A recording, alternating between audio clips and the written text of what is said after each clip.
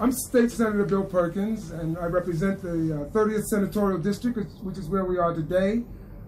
We are here thanks to the work of the Africa Day Parade Committee, which every year has an annual parade in Harlem representing the African diaspora, especially as it is in New York City. But we are here beyond the parade because of Ebola. My name is Dr. Olabisi Jagun. I was, up until 2007, the Chief of Nephrology and Hypertension at Howard University Hospital. Since 2001, however, I've been leading medical missions to Africa. I've had to cancel 2 medical missions to Nigeria because of Ebola.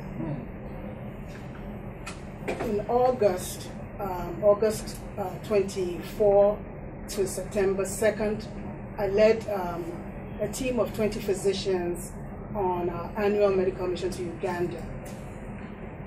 Ebola, for me, has become a bit of a really personal thing. You would remember that the index case in Nigeria, Mr. Sawyer, who landed at the airport and collapsed from from Liberia to Nigeria. He was taken to the hospital where a very good friend of mine, Dr. Stella Adadebo, was the chief medical officer at the hospital. Dr. Adadebo is now dead from Ebola.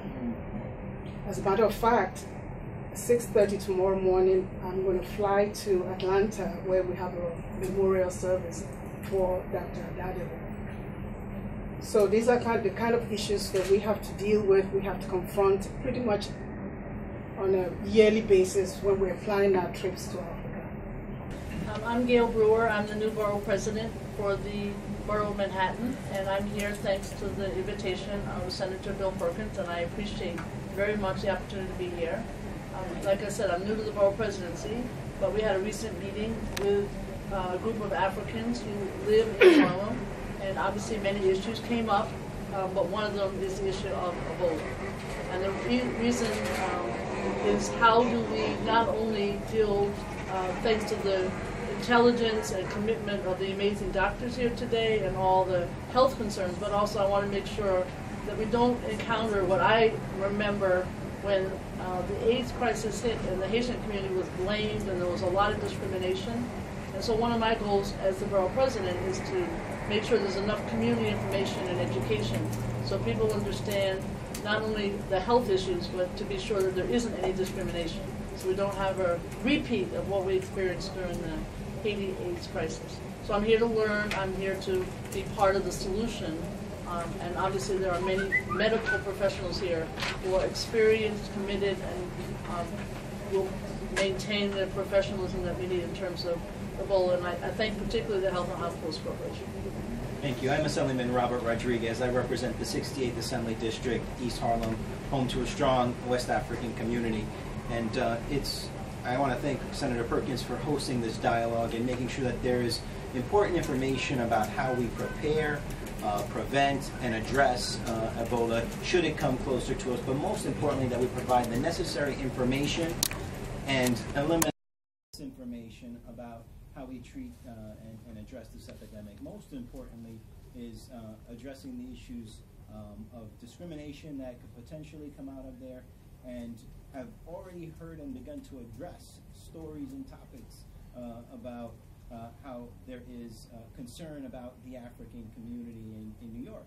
And it's unfounded, unnecessary, and unfortunately something that we can best prevent through information. And that's why I want to thank the Senator and certainly some of our colleagues and professionals here to make sure that we are well informed, but also thoughtful and preserving our communities. My name is Duba Chris Nya. I am a medical doctor and a scientist in the area of infectious disease diagnostics. I was trained at the National Institute of Health, having graduated from medical school in Germany. I currently work at the U.S. Food and Drug Administration in the area of infectious diseases. with the laboratory emerging pathogens. I here, not representing the FDA though, but here to represent the Diaspora Liberia Emergency Response Task Force. It is a conglomeration of various efforts of professional organizations, medical as well as civic organizations, and gathering various medical materials to send to the West African countries that are affected. One of our aims also is to mobilize a corps of African medical doctors and nurses and other public health practitioners to send to Africa as an African contingent to join the rest of our brothers and sisters who are at the vanguard of the struggle against the Ebola outbreak. And I'm very thankful that I am invited here by Senator Perkins' office and the Miss Africa organization in order to help share light on the disease, the stigma that has been created as a result of the proliferation of the virus in the West African sub-region. I also hope that, with my participation in this particular forum, that we can share light also on how prepared the United States is in handling the virus when one case shows up here, because there is this misconception, and the CDC has clarified that over and over, that the United States is prepared to do that. The United States is not a third world country. Thank you very much, and I will contribute more as we go along. My name is Abdullah Balde. I'm a foreign medical doctor, right from Guinea. I work with Ministry Health Department. I extend my thanks to Senator Perkins for organizing this Ghana forum, because I'm from Guinea. I'm here to represent the family victim of Ebola. I tell you what's going on exactly down there, not what you've seen in the paper, what's going on in the ground. Because I'm telling you, what had been seen in the paper is only estimated. It's a very critical disease. We extend our hand to the powerful country, as United States, as Europe, worldwide, whoever can help. Come to Guinea, come to Sierra Leone, come to Liberia. Find out what's going on.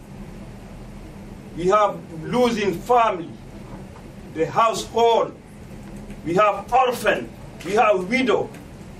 Those people used to go out every day to get food over the table. Now no one go out. Please, think about those orphans. Think about those widows. And come to help. Don't think it's for Africa. I wish my country should be like US, United States. I work for New York City Health Department. The mayor, the health department, they really prepare it because they have all those information. Now we're using this one to call back home, tell them how you can prevent this disease, because they don't have any information, they don't have any clue what to do. Even gloves, I lose several colleagues I went to school with it. More than 65 to 90 medical staff have died from this disease because they are the first responder. Please help. We are here to ask for help. Thank you very much. Dr. Joseph Massey, I'm Director of Medicine at Elmhurst Hospital in Queens, and I'm advising the Health and Hospitals Corporation on Ebola preparedness. I have a background in infectious diseases, and specifically in HIV and also in emergency preparedness. My experience in Africa has been in East Africa, where I've been going for the last 7 years, but it's given me some familiarity with what the obstacles are there. Right now, my role here is to help the New York City Health and Hospitals Corporation hospitals prepare for taking care of Ebola patients, identifying people at risk, et cetera, and protecting our staff as well and advising the community. It's really a great thing for me to be here today. I really, really appreciate the opportunity. And as some of the others have said, this is beginning to resemble the first few days of the HIV epidemic for me. I think there are a lot of echoes in that, and unfortunately I had that experience as well. So I think in HHC we have a long history of dealing with issues together with the community. I hope that this could be just a sterling example of us being able to help. Before I pass the microphone on, as I've said to our Community Advisory Board, as much as this is an important public health issue in the United States, this is a catastrophe for East Africa, and we can't forget that. Hi, my name is Dr. Maurice Wright. I'm the medical director at Harlem Hospital. I just want to say to the community that Harlem Hospital is ready, prepared to treat anyone that should possibly come to the neighborhood, come to the community that is affected by this disease, and also to support the families who have relatives back home. We have a number of professionals, psychologists, psychiatrists, social workers that are ready to work with your community, because I know what it is that you're facing back home, and to know that the staff there is competent. I brought along our Chief of Emergency Medicine, who is directly involved with the preparedness of the staff in the emergency department, and all of the interests in the hospital as to how we would care for a patient that is high risk until we send them to one of the facilities that is going to be housing them. But I really want to reach out to the community and say to the community, we are there for all of your possible needs, healthcare related needs. All right? And we pray for all the families back home. Can you hear me? Yes, sir. My name is Dr. Rajesh Verma. I'm the Chief of Emergency Medicine at Harlem Hospital. We take care of patients. So our job has been at this time to train my staff day and night to take care of anyone that is coming to my hospital suspected of Ebola. The reason for making sure that my staff is well trained is if my staff feels safe taking care of the community, then community will feel safe coming to the hospital. And that's the message I'm trying to get across. Our staff at this time feels very safe taking care of not just Ebola, any infectious disease, which is what Ebola is. And community should feel very comfortable coming into the hospital and getting the best care that we have to offer in New York City. My name is Dr. Olabisi Jagun, and since 2001, I've been leading medical missions predominantly to Nigeria, 2 states in Nigeria, and yearly to Uganda. Every year, this is part of the drill, you know, how you prepare for something like Ebola. Unfortunately, this outbreak in West Africa has hit home for me.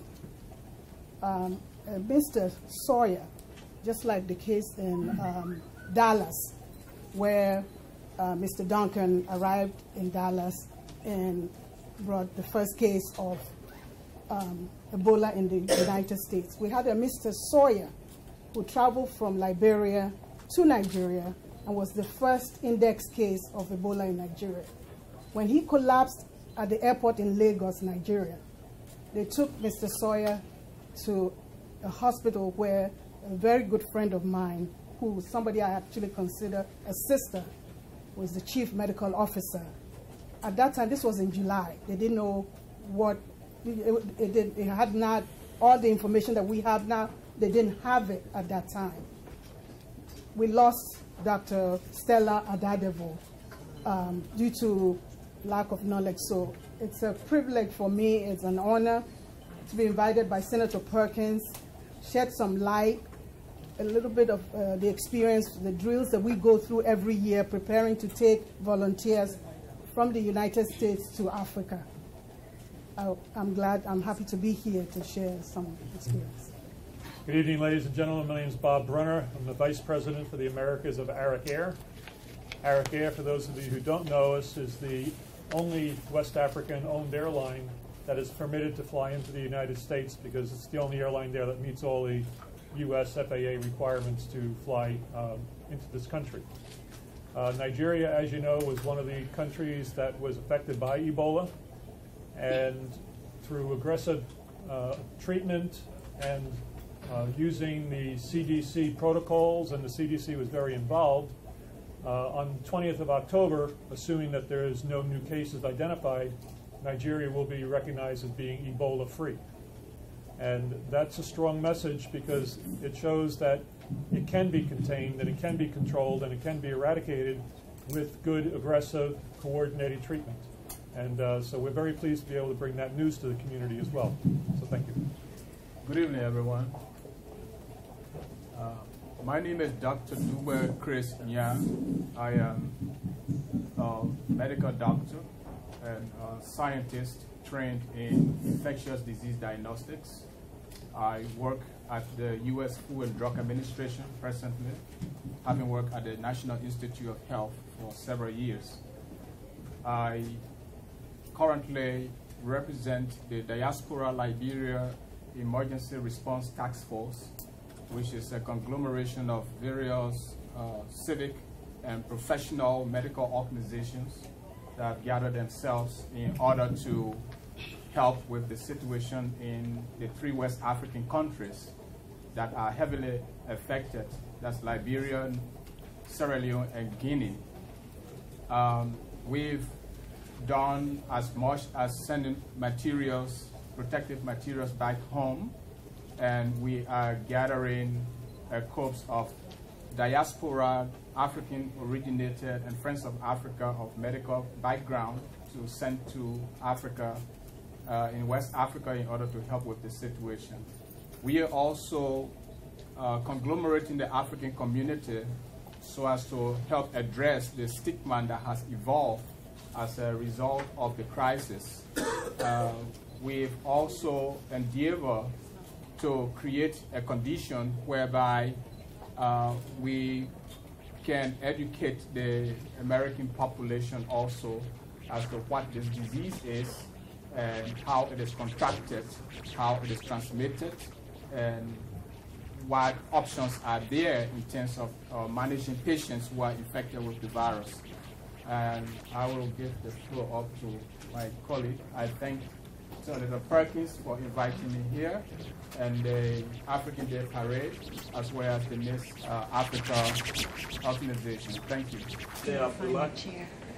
From Guinea, medical doctor work for University Health Department.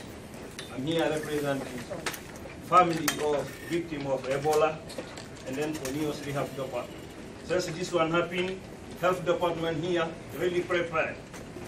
I'm going out with some of my fellows from Health Department, particularly African community, to inform them about what's going on, how this disease transmits, what caution are the most asked to the people. So I have some family victim of Ebola with me here in Guinea and Sierra Leone. Please help pray for those 3 countries, and may Allah extinguish this disease. Thank you very much. And the Ebola, personally, the Ebola affected my family members. We have 5 dead and 3 survivors in the same family. The 3 that died, 3 of them, they are my uncles, and the wife and the son. And the son who brought the disease at home, the 7-year-old son. So after that, the problem is people are in denial back home. So that's what's causing the problem. Because when the little boy comes home and he gets fever, they took him to a clinic. So the doctor told them that this boy, they think he got Ebola, take him to the Red Cross at Donka Hospital. But they deny, they said, because they have the senses that when you took somebody to the hospital, you're going to get killed. So even if he's not affected, you're going to kill him. So that's what's going in people's mind down there. So because of that, they took the boy home. So the boy died. So when the boy died, as we Africans, we know, so they washed the body, they took him to the mosque, prayed on him, and buried him. So after that, the father got infected, and his brother and his wife, and the two brothers' wives, and the driver, because the driver actually, he's the one who washed the body. But when they got sick, they went to the hospital. So the father and his two brothers, they died, and the wife, the little boy's mom. So the 5 of them, they died. So the 3 of them, the other man's wife and the driver, they were positive. But they keep them in the hospital like for 2 weeks, and they survived. So the rest of the family, they test them, they were negative, so but we have 5 dead and 3 survivors, and the others are back there. So it's affecting, and the problem is the denial. People are not getting the real information, so we need the government to get involved and inform people. Like they're saying that, I even try to inform people that don't say when you get somebody to the hospital, they will get killed. I have 3 survivors who were in the hospital for 3 weeks, and they came back home. They didn't die because they survived. So we need to spread this word. And right here in New York, we need to spread this word, because like for me, I'm African now, I'm even sometimes scared to go out. Because the last week I was going to the supermarket, I have my African dress. Somebody saw me and they said, oh, that's Ebola. It's happening. It is happening here in New York. It happened to me. So we need to inform people that Ebola is not like that. People need to get informed. I have been here since 2000, for 14 years. So where am I going to get Ebola? So we need to inform people right here, back here, and back home. We need to spread the word that Ebola doesn't spread like that. We need to educate people about Ebola. Thank you. I just want to assure you that Harlem Hospital Emergency Department is well prepared to take patients if they present at the Harlem Hospital. We are ready and prepared to treat those patients effectively. We have been practicing. We have protocols in place, and my staff has been practicing day and night on how to protect themselves while they take care of these patients. And that is very important, because if our staff feels safe taking care of these patients, they will be more effective in transmitting that safe confidence to the community, that we are not afraid and we are not afraid to take you into a hospital and take care of you. Yeah, I think one of the things that we really don't understand is how it started in West Africa. It has been a problem in East Africa, as you see from this graph, many, many years, since 1976, virtually every year. What was special about this past 8 months, I think, is still unknown. And I'm sure these factors come into play, but how it began in West Africa has not been worked out yet. As you probably know, there's an animal reservoir in Ebola, which is thought to be various species of bats, fruit bats. So when they figure these things out, sometimes they look at the animal reservoir. Has that changed somehow? Has it gotten more widespread? But it is a puzzle. I don't think there's a clear answer to all this yet. I think the infrastructural problems were destined to make this a much bigger problem than it would have been in a different medical environment. That's certainly true. I think what we've read from the CDC projections is that even the numbers we see here are probably an underestimate. Probably 2.5 times more cases than have actually been recognized. And I think some of the things that you refer to, the fear and reluctance to seek care, obviously is feeding into this problem. So it's multifactorial, but how it began has yet to be worked out in West Africa. I just wanted to say, just for being a fellow African, I'm familiar with sending Western Union funds to my family. When you call them, I'm also familiar with buying phone cards and all these connect plans and everything to speak with family. Please try to educate them.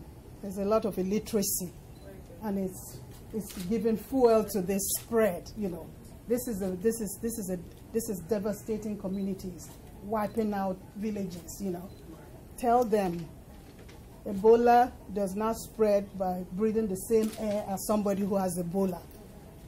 Ebola is spread from body fluids, vomit, diarrhea, blood. If you have a cut and blood on that, or vomiting or diarrhea, you can get it. That, please? Say it again. You cannot get it breathing the same air. You can, where you will get it is contact with body fluid of the person who has Ebola, like they're vomiting, or contact with the blood of an infected patient, diarrhea. Also, our communities have rituals when somebody dies. You know, they love them, even in death. Unfortunately, Ebola can be transmitted in death. The patient is dead, but the Ebola is still alive in him. So all this body washing and everything. So when you call them, please educate them. This is how it's spreading. Thank you. So what organization do you work for? I'm a physician, and up until 2007, I was the chief of the nephrology division and hypertension at Howard University Hospital. But I've been trying to give back since 2001. And I started to lead medical missions. I started with Nigeria, a couple of states. Then I added Uganda. And in order to be able to do this, I had to step down from my position as the head of nephrology at Howard. I could not do a full-time job and be making trips to Nigeria 4 times a year, or Uganda. So now what I do full-time is I work about 6 months out of the year as a physician and lead medical missions to these areas. Unfortunately, we had to cancel 2 of my medical missions to Nigeria because of Ebola, because you don't want to expose people who are volunteering to try to do some good in this world to put them in harm's way. So that's what I do now. Thank you. That we'd like everybody to, if you got it, wave it. So let me see if you have it. Let me see if you have it. If you don't have it, just, if you have it, wave it. If you don't have it, put your hand up. If you don't have it, put your hand up. Okay? If you don't have it, put your hand up. If you have it, wave it. And anyway, Ebola. Am I at risk? Ebola is a severe, often fatal disease caused by a virus. A large outbreak is now occurring in West Africa. You can only get Ebola from having direct contact with another sick person. Touching a person who is sick with Ebola, right. Touching a person who died from Ebola, touching body fluids like blood, vomit, urine, feces, sweat, or objects soiled with the body fluids of a person sick with Ebola. You cannot get Ebola through the air or just by being near someone who has Ebola. Now, we clear about that so far? If you visited a country affected by the outbreak, if you visited a country affected by the outbreak and developed a fever within 21 days, seek medical care right away, like yesterday. Alert the doctor's office or emergency room about your symptoms before going. Alert the doctor's office or emergency room about your symptoms before going. Tell your doctor if you had direct contact with a person who might have had Ebola. The symptoms: fever, headache, weakness, vomiting, diarrhea, stomach pain. Okay? One more time. The symptoms are fever, headache, weakness, vomiting, diarrhea, stomach pain. Now, hospital staff will not ask you about your immigration status. They will not ask you about your immigration status. Repeat after me. They will not ask you about your immigration status. Do not let your immigration status prevent you from going to the hospital. Don't wait till you have fever. You know, fever is not a must with Ebola. About 20% of people don't get a fever immediately. So if any of these other symptoms are present, it's really important to seek attention right away. And when you're asked about travel to one of the 3 countries, they will ask you about Ebola for sure. But if you've been in close contact with anyone who is sick, like Mr. Duncan was, without knowing they had Ebola, it's important to mention that, just to be sure that we are smart enough to ask the follow-up questions that need to be asked, because that may be how we identify someone who is at risk. So don't wait for fever, and remember to mention if you're in contact with anyone who was sick, whether or not you knew they had Ebola. Some of this bushmeat is not actually really cooked. It's basically hung and dried, and and people eat it. And some of the Ebola is transmitted that way. So, apart from the bushmeat, when you call the families in Guinea, Nigeria, Liberia, Sierra Leone, they need to cook the meat. All the blood, no blood to be seen. Cook. Well done. Well done. Very well done. I think what we know about the countries that have been impacted is 2 of them have been hit hard by civil war. The healthcare system has largely collapsed. There's a tradition of difficulty of access to healthcare. My work is in Ethiopia. It's a similarly impoverished country, although very culturally different. And we see this there all the time, that patients are too far from healthcare, no easy access. They require extra money to get every little feature of healthcare. And that's not a system that's likely to contain something that is as complicated as this and as easily transmitted as this. Although, as you've heard, it's not transmitted through the air. It's transmitted among people who are in close contact with each other. I think the burial practices have been pointed to as a major route of transmission for this. I think that's unique, and unfortunately I think that's going to have to be addressed. But in my work in Ethiopia, my fear would be if this gets to Ethiopia, it's going to be just the same pattern that we've seen in these countries. Lack of government support for the healthcare system, a major shortage of doctors, many of whom have left the countries after these civil wars. And when all they have is a potential for influx of outsiders into the country who don't understand the culture, don't understand the medical traditions, as well-meaning as they are, like Doctors Without Borders, it's a struggle for them to take control of a system like that. So I think there are many, many factors that feed into this, this terrible situation that's unfolded over there, and unfortunately will continue to expand from what appears to be happening in the statistics that have been published. I don't know if that answers the question at all. That answers the question. Some of this bushmeat is not actually really cooked. It's basically hung and dried, and and people eat it. And some of the Ebola is transmitted that way. So, apart from the bushmeat, when you call the families in Guinea, Nigeria, Liberia, Sierra Leone, they need to cook the meat. All the blood, no blood to be seen. Cook. Well done. Well done. Very well done. Well done. The question was very educative as we're moving forward here. One of the other reasons why we have these problems are our cultural norms in our ethnic societies. These are impediments to fighting the Ebola disease. And here in the society, here in the United States, and this is going back to the health department. As you guys planning the training for the different sections of the communities, please involve the Africans. Because they know their culture, their traditions, and their norms, and they'll be able to go to their people and educate them rather than a stranger.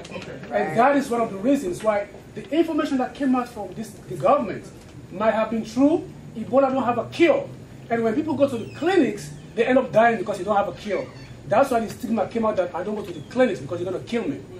And that's because of, improper, it is true. But again, the psychological impact, and they don't take the time to bring in the imams, the clergy people, the cultural traditional leaders, so they can all involve in the training process. Here, let me repeat myself, as we're moving forward, we need to involve the community leaders, people who know them themselves, so that they can come in. I want to thank Senator Perkins and everyone for being here today. I want to take a little different track to this, because sometimes when we come to meetings like this, the fault is always ours. They forget the government. If you all know, and I'm sure those professionals we know, the CDC was sleeping at the wheel. The World Health Organization was also sleeping at the wheel.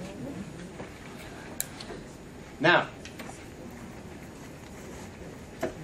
one of the things that people have to understand, that this disease did not happen 2 months ago. The Food and Drug Administration of this country has tons of medical protocols sitting on the shelf. It takes 10, 15, 20 years for them to certify and approve medication. This Duncan, Liberian, that died in Texas, they will not give him ZMapp. They said ZMapp is not available. Why would they fly another doctor from Liberia, give him all of the planes, and then he got better? So, let me say this. New York City has the trains every single day. You have over 1 million people that ride that train every single day. You, the professionals, what are the protocols in place for anyone getting, because we sit on the trains, we sit next to each other. Where is that training? Who are you training? I want to train the medical professionals.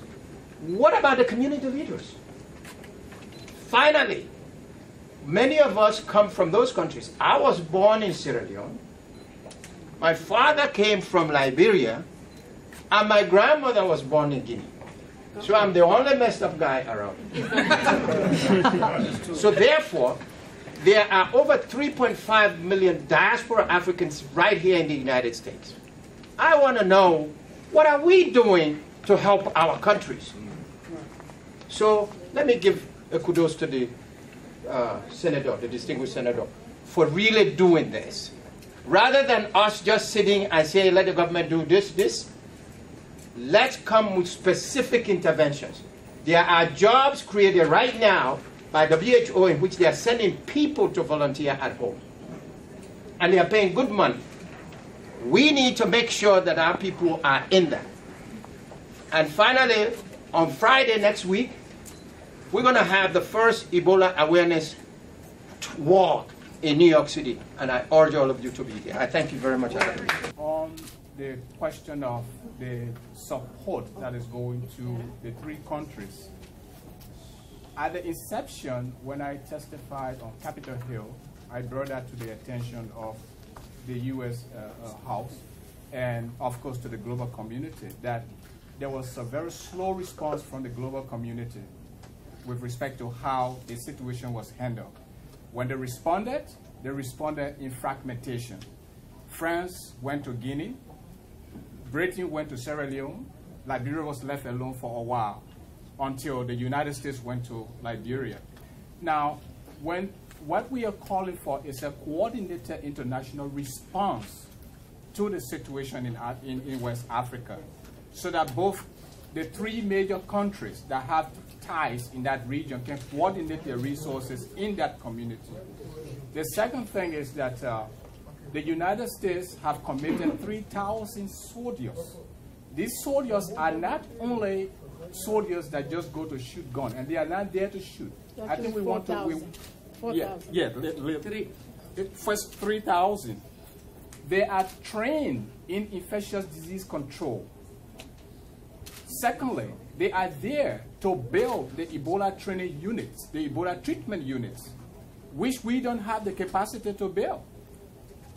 The good thing is that once we call for this international cooperation, the Cubans have also sent 165 doctors.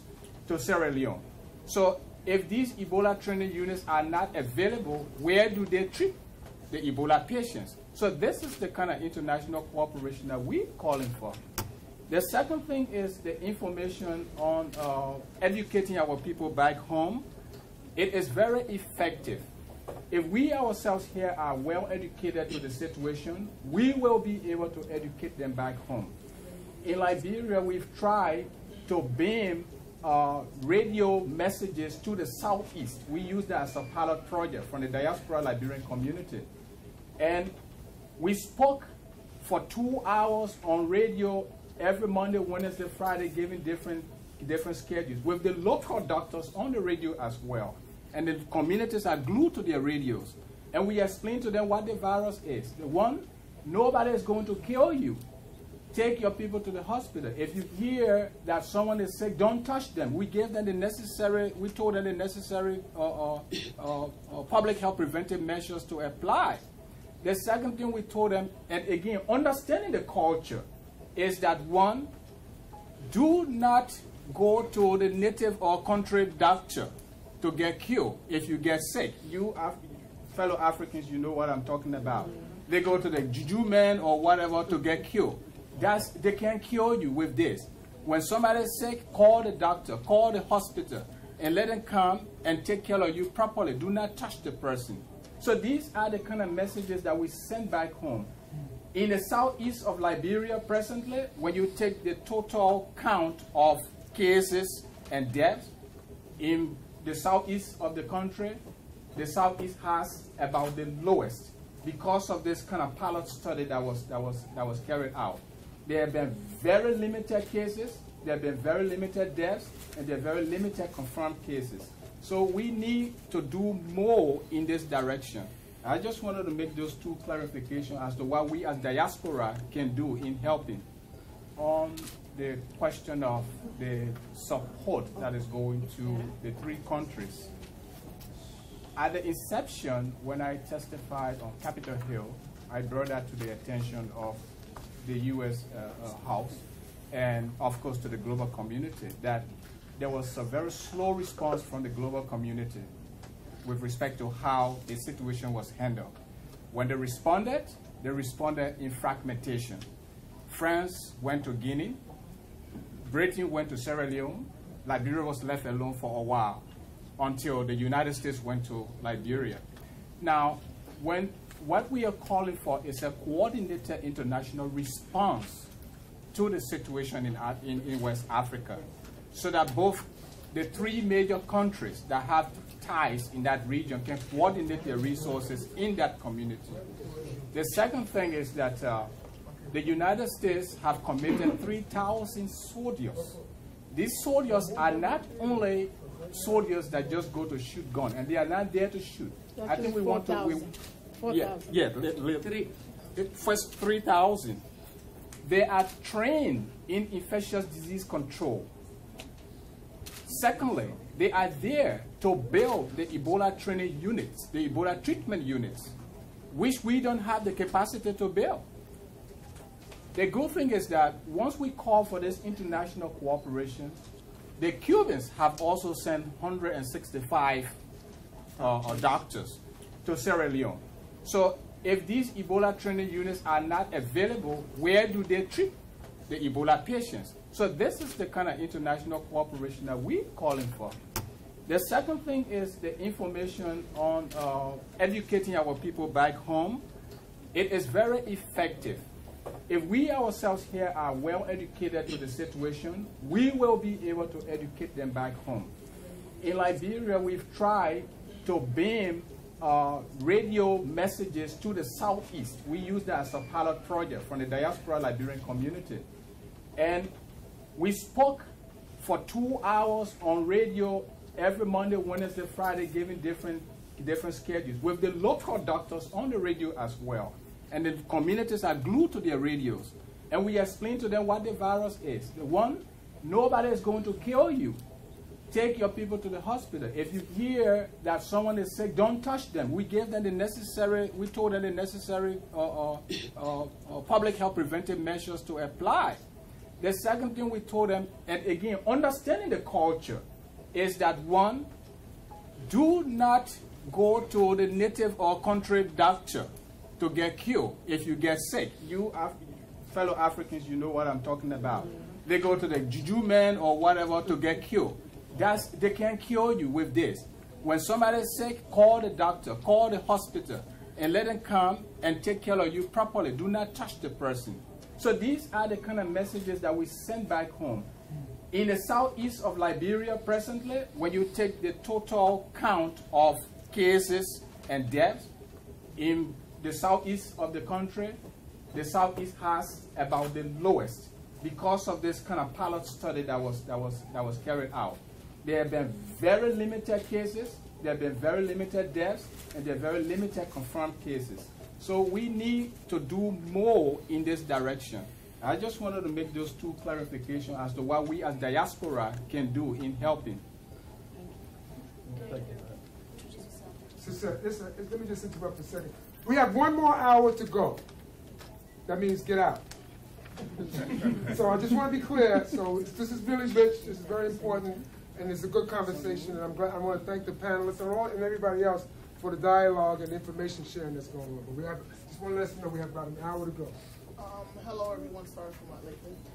My name is Zainabu Sisse Harrell. I'm the president and the founder of the Sierra Leone Nurses Association.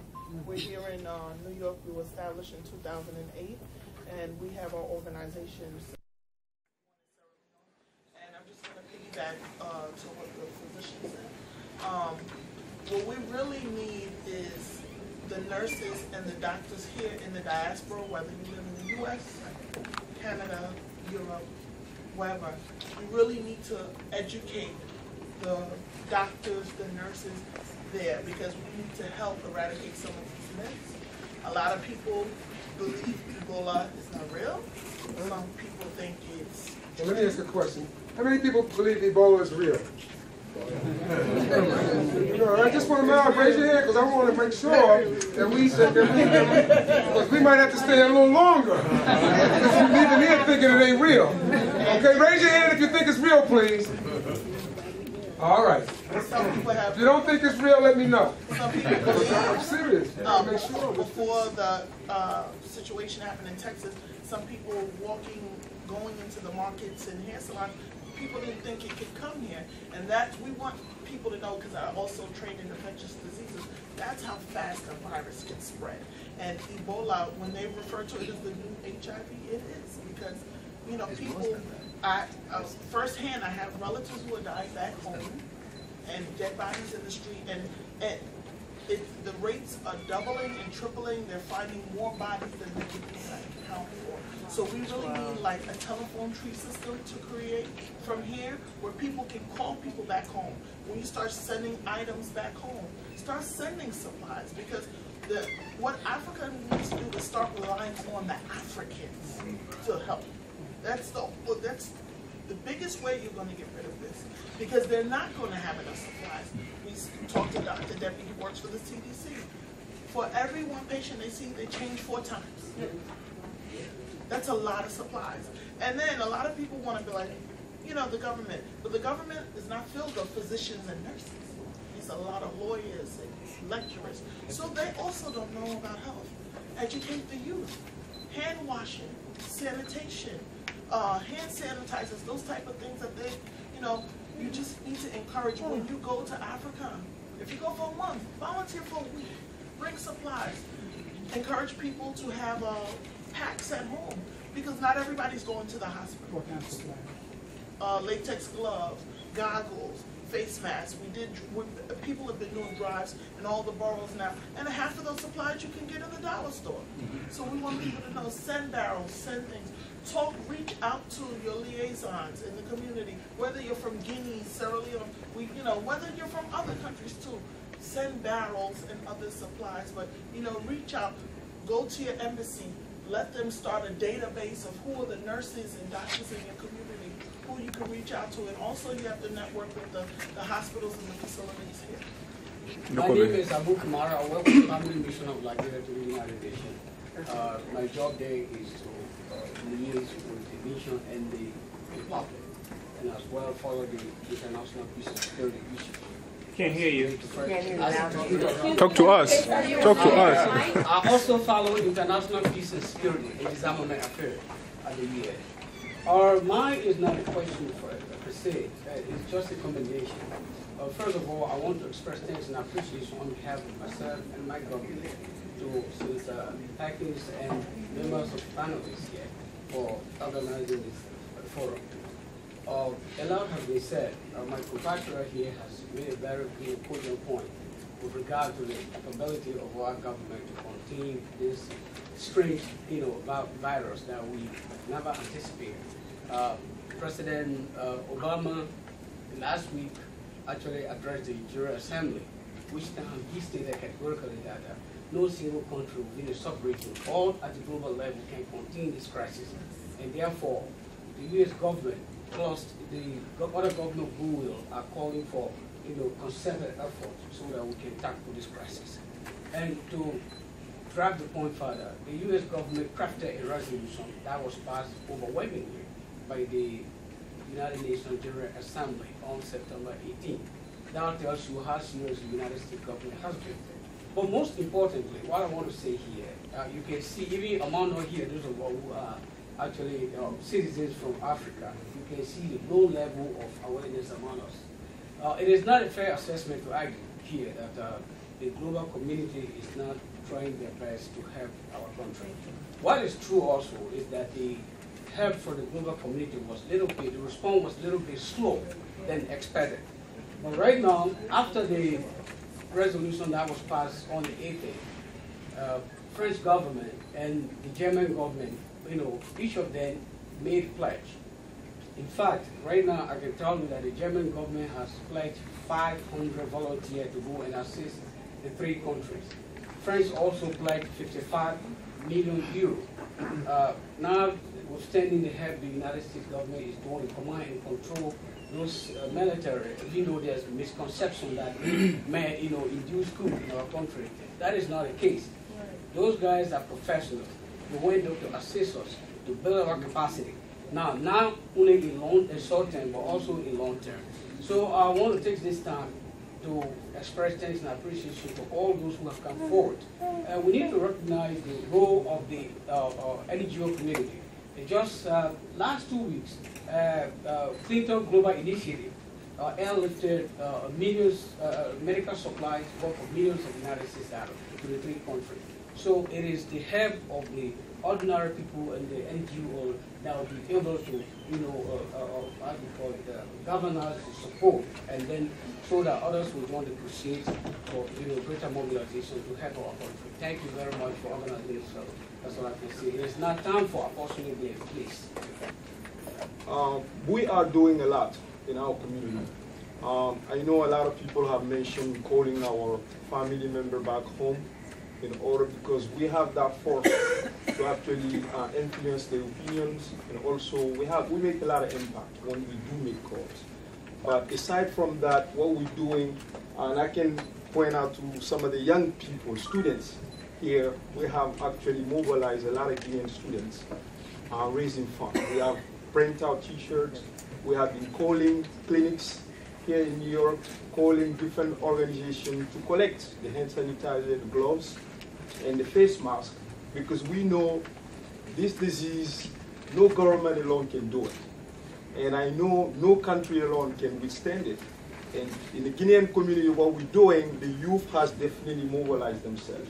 And these are some of the members, these young people, who are leaving their work, pretty much coming together, making calls and collecting these items, not just for Guinea, but for Liberia, Sierra Leone, and Guinea.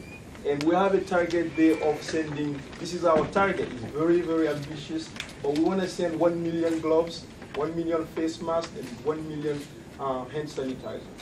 That's our goal, and we think we can do it. If people have more questions for Ms. Lloyd, and we do want to thank her very much for coming.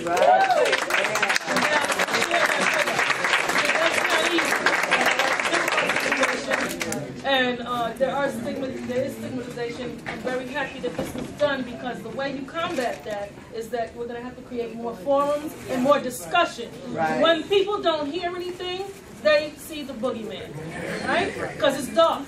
So light has to happen, and this, you have brought light, everyone's parents brought light. I want to give a special thank you to Harlem Hospital. That's our hospital. They came here on a dime notice, and they were happy to come here and have assured us that they are prepared for this. I want to thank Health and Hospital Corporation of New York City. And I do want to ask an important question, because this is an important question, and I want people to understand.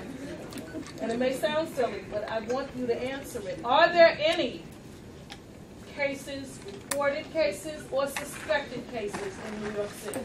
No. No. Have there been? No. Thank you. Yes, so we're ahead of the game. Senator Perkins is going to talk to us and wrap it up, but I thank all of our guests today. Eric Air, our sister over here, the doctor, our infectious disease specialist. We want to thank you, Dr. Balde. You know you're always there. We thank you. Sierra Leone, we thank you. For the Nurses Association, thank you for your time. And thank all of you for caring enough to come out today. Take this information back to the community. Yes. Equip the community here.